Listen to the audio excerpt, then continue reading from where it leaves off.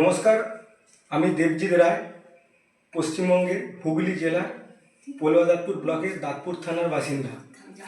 দীর্ঘদিন ধরে সরকারি রাস্তা দখলের প্রতিবাদ করার আর নিজস্ব গৃহভবন করতে তৃণমূল নেতা মানস নন্দীকে 20,000 টাকা তোলা না দেওয়ার জন্য লোক মারফত আমাদেরকে মারতে আসা, অত্যাচার করা দীর্ঘদিন ধরে চলতে থাকে এবং থানার পুলিশ অফিসারকে ভয় দেখিয়ে আমার নামে শ্লীলতাহানি কেস দেওয়ারও হুমকি হয়। কিন্তু আমি এই সব কিছুতে ভয় পাইনি। আমি পরবর্তীতে হুগলি রুরালের এসপি সাহেবকে দরখাস্ত করেন, উনি রাস্তা দখলমুক্ত করেন এবং অনেক ঝামেলা, অনেক প্ররোচনা আমাদের উপর দেওয়া হয়েছে, সেসব আমরা প্রশাসনে অভিযোগ করেছি। শেষে হুগলি রুরালের ডিএসপি অ্যান্ড ডিএমটি সাহেব প্রিয়ব্রত বক্সবাবুর সহযোগিতায় কিছুদিন স্থিমিত ছিল এবং পারিবারিক পেছনে যে ঘটনা ছিল তারা ওনাদের প্ররোচনায় কোনোভাবে পা দেয়নি, বর্তমানে কিছু করেনি। কিন্তু এই বিল্টু নন্দী এবং আর একটি ছেলে গাঁজা খায়, গাঁজা খেয়ে আমাকে থ্রেট করেছে, তার রেকর্ডিং আছে, কৌশিক ভট্টাচার্য।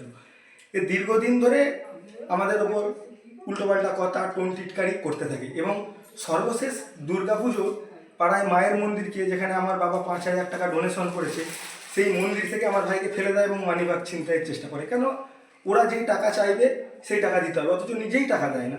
সেটা পরবর্তীতে রাত্রিরে যাওয়ায় প্রথমে থানা আমার অভিযোগ নিতে চাইছিল না, একজন এসআই ছিলেন। পরবর্তীতে দাঁতপুর থানার যে ওসি ছিলেন, অত্যন্ত ভদ্র, ওনার নাম হচ্ছে মুন্সি হামিদুর রহমান সাহেব, উনি বলেন আপনাদের কোনো অসুবিধা হবে না, সমস্তভাবে সহযোগিতা করে এবং তারপর থেকে কোনো অসুবিধা হয়নি।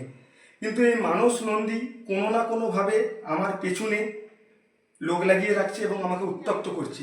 এই বিষয়ে দুদিন আগে আমাকে থ্রেট করে যে নির্বাচনের পর তোকে দেখে নেবো, তোকে মেরে হাত পা ভেঙে দেবো, বিভিন্ন কথা।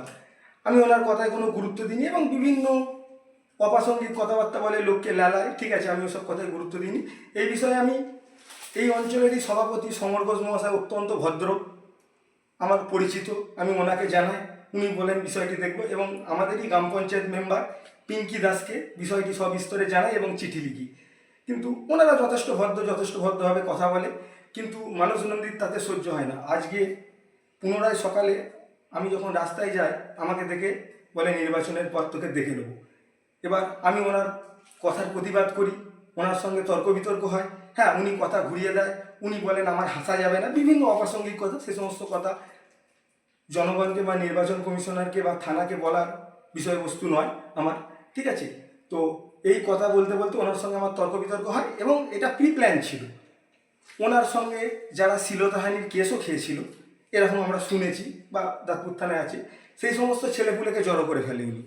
দেখি সবাই হঠাৎ রেডি হয়ে যায় এবং আমাকে যখন উনি লাথি মারেন, তারা আমাকে ধরতে আসে এবং আমার ওপর জোর জবরদস্তি চালানো হয় এবং ওনার বউ নবনীতা নন্দী এবং ওনার মেয়েরা আসে। মেয়ে কিছু না বললেও বউ আমার ওপর তেড়ে যায়, ফোন কেড়ে নেয়, ঠিক আছে।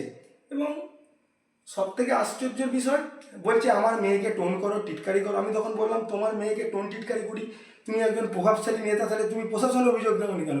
বলছে ওসব আমি করবো না, তোর নামে আর একটা কৌশিক ভট্টাচার্য, যে গ্যারা পাড়ার সব মেয়ে ছেলে এবং লোককে নিয়ে তোর নামে শ্লীলতাহানি কেস দেবো বলে আমাকে ওদেরই লোক টানতে টানতে দিয়ে যায় বাড়িতে।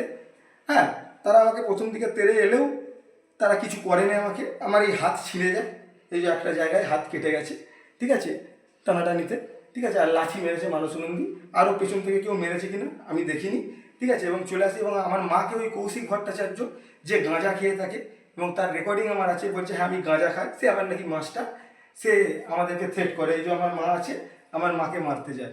উনি শুধুমাত্র পার্টি করে বলে সমস্ত কিছু করছে এবং ওনাদের নানা অনৈতিক কাজকর্ম, তোলাবাজি, বিভিন্ন রকম প্রশাসনের সহযোগিতার নাম ভাঙিয়ে আমার বাবার নাম করেও লোকের সঙ্গে টাকা চেয়েছে এবং চাকরি বাকরির জন্যও আমার কাছে টাকা চাওয়া হয়েছে, এরকম রেকর্ডিংও আমার কাছে আছে। উনি চাননি, কিন্তু ওনার দলের লোক অনেকে চেয়েছে, ঠিক আছে।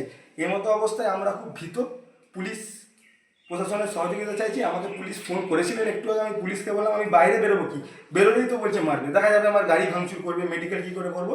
আমি জনগণের সামনে বিষয়টি তুলে ধরলাম এবং নির্বাচন কমিশনারের এবং প্রশাসনের দৃষ্টি আকর্ষণ করলাম।